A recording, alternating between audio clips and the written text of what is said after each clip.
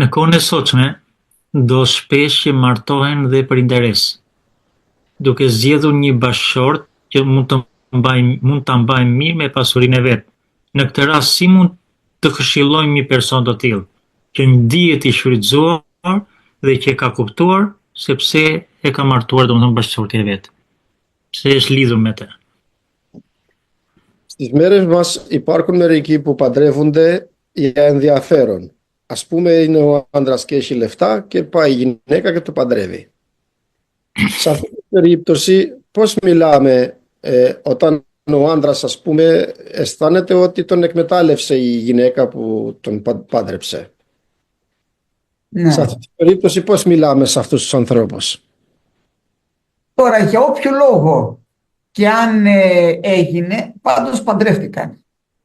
Tani për çfarë do lloj, pavarësisht nga arsyeja apo shkaku i martesës se pse u martuan, çështja është se ato u martuan.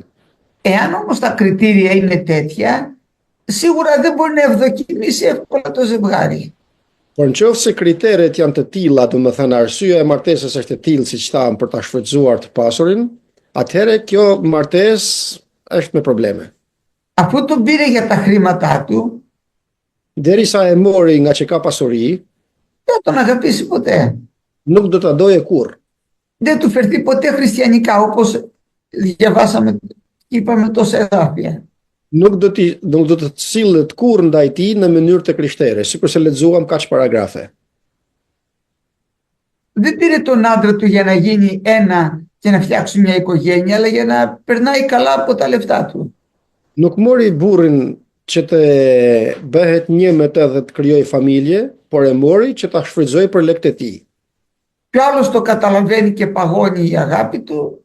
Edhe tjetri pastaj e kupton dhe kështu i ftofet edhe dashuria që kishte. Και συνήθως αυτές οι οικογένειες δεν έχουν καλό τέλος. Dhe zakonisht familjet të tilla nuk kanë fund të mirë. Παντρεύεσαι έναν άνθρωπο για να φτιάξει οικογένεια και να πάμε στον Κύριο όλοι μαζί με την οικογένειά μας. Martohesh me një njeri dhe martohesh për të bërë familje dhe për të shkuar të gjithë së bashku tek Zoti. Όταν τα κριτήρια είναι τέτοια και οι αποτυχίες είναι μεγαλύτερες. Kur kriteret janë të tilla, atëherë edhe dështimet janë më të shumta. Εδώ ξεκινάμε με καλά κριτήρια και στη σύγχρονη εποχή δεν στέκονται. Αυτά θα σταθούν. Këtu vazhdojmë me kriteret të dukura, domethënë të sakta, dhe nuk mbaron mirë martesa atyre, jo më në raste të tilla. Amen. Amin.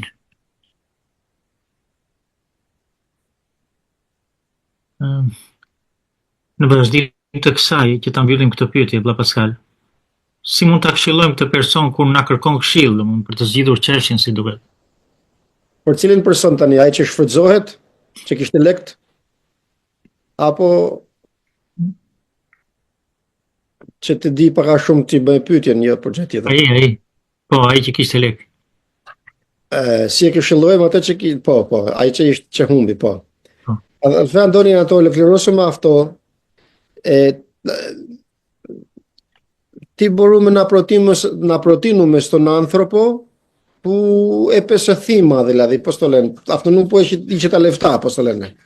Δεν μπορεί να κάνει τίποτα, την παντρεύτηκε. Ai pra që ka para dhe ndjehet i shfrytzuar, nuk mund të bëjë më gjë sepse është martuar me të.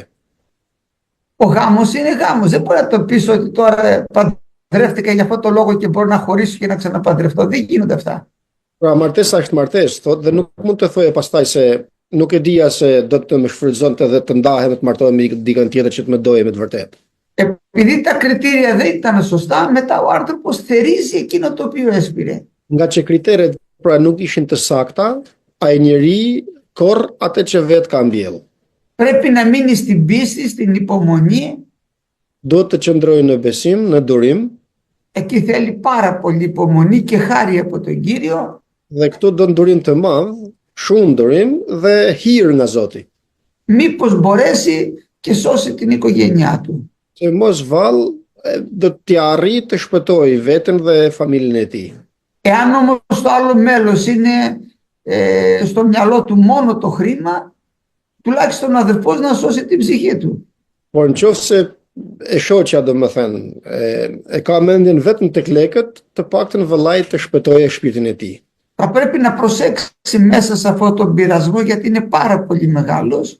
Do të ketë shumë kujdes në këtë tundim sepse është tundim i madh. Να σταθεί καθαρός και να μην χάσει την ψυχή του. Që ai vetë të paktën të qëndrojë i pastër dhe të mos humb shpirtin e tij. Γιατί αυτές οι καταστάσεις φέρουν πολύ μεγάλη αγριότητα μες στην οικογένεια. Sepse këto gjendje të tilla sjellin një të zëna të shumta pra në familje. Και κινδυνεύουν και οι ψυχές τους. Dhe kështu rrezikojnë shpirtrat e tyre. Να προσεύχεται στον Κύριο να του δώσει χάρη τώρα, ώστε αυτό το οποίο του έτυχε στη ζωή να του δώσει ο Κύριος χάρη να μπορέσει να σταθεί. Për atë që i ka ndodhur në jetën e tij, ti kërkoj Zotit hir që të mundet të qëndrojë. Όμως το εδάφιο είναι ξεκάθαρο. Είσαι δεδεμένος με γυναίκα. Μη ζει τη λύση. Por paragrafi është i qartë. Je i lidhur me grua, mos kërko të zgjidhesh prej saj. Λύση δεν υπάρχει. Pra nuk ka zgjidhje. Έτσι. Αμήν.